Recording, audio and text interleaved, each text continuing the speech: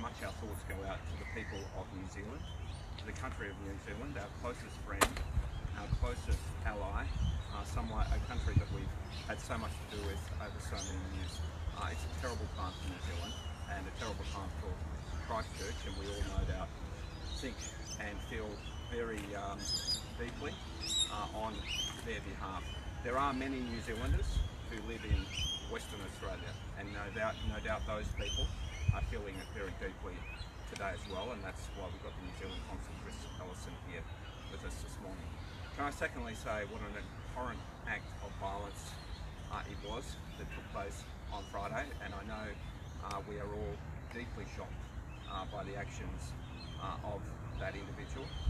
It is very distressing that that has occurred in a city like Christchurch, and we must, all of us, condemn that sort of violence and do everything we possibly can to prevent that sort of violence occurring here in Australia, and especially here in Western Australia.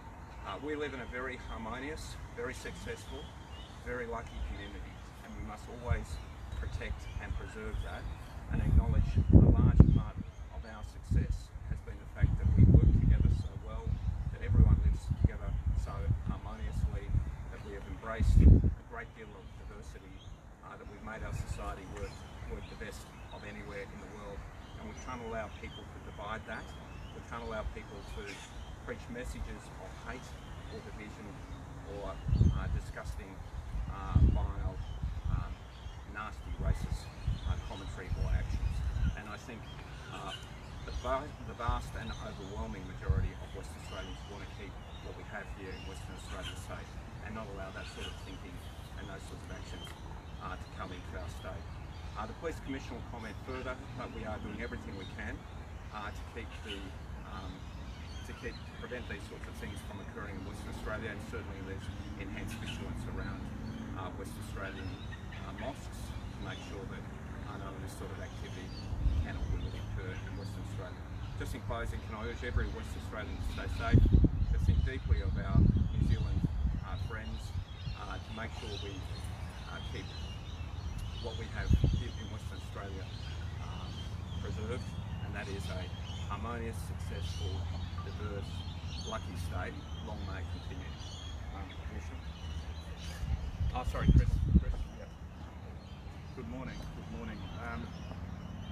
On behalf of New Zealand, the people of New Zealand, over 60,000 New Zealanders living in WA, and on behalf of our government, we want to show our appreciation for the support that we get from Australia. I think there's no words to describe what's happened, but I think as we move forward, the love and the support that comes out of Australia is always from Australians in times of adversity, is probably the most important thing that the people in Christchurch need. I think this has got far-reaching implications. Our Prime Minister said on Saturday that it's an abhorrent, awful act by a terrorist that has no place for their ideology in our society or in our community anywhere in the world. And I hope that we can use this to be able to make sure that the world is a safer place. It just shows that somewhere like Christchurch, one would think that it's a safe, amazing country. It is, and you would think you would be safe there, but we're not safe anywhere in the world. So as a community, I think we've got to embrace everybody in the community, regardless of where they come from, regardless of their religion. We are as one. So thank you on behalf of everyone in New Zealand. It's difficult to comprehend the senseless tragedy that took place last Friday in Christchurch, New Zealand. I offer my thoughts, condolences and prayers for those that are directly affected by this tragic, senseless act of right-wing terrorism. Our community is a wonderful community here in Australia, and as the Premier and the Consul from New Zealand have already expressed, Australia and New Zealand enjoy a wonderful relationship. However, this particular tragedy serves to reinforce that terrorism can strike anywhere in the world, and no community cannot be lacking in vigilance for preparing ourselves for the scourge of terrorism. threat of terrorism in Australia is rated as probable. That means we must all be vigilant. We must stand by our community, irrespective of our faith, of our culture and of our beliefs. We are Australian and we support our New Zealand colleagues that are dealing with what has been a vile act of terrorism. In regards to the Islamic community of Western Australia, I have a message for you.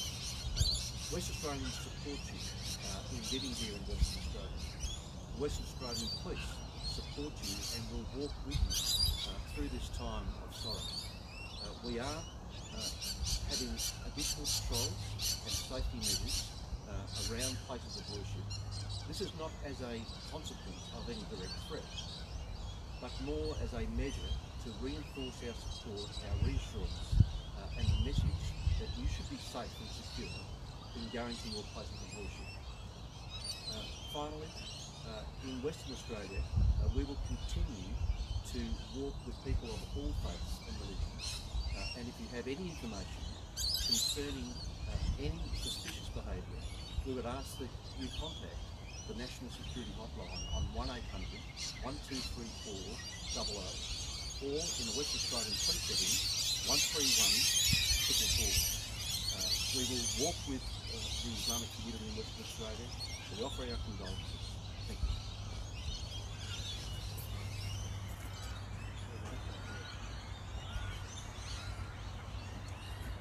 I begin with the greetings of peace, and I wish to acknowledge the leadership and the hard work of all of those who have preceded me in the discussion. I also wish to begin by offering condolences, and my condolences are not to the Islamic community at this time. And I know that the condolences that have been received by us is innumerable and well appreciated. While my condolences are to the Australian people.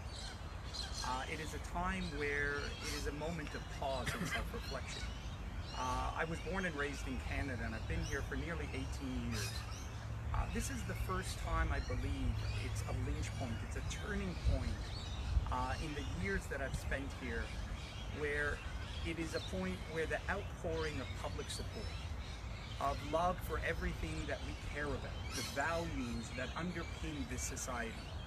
We've always been spoken to about nature and fellowship of man.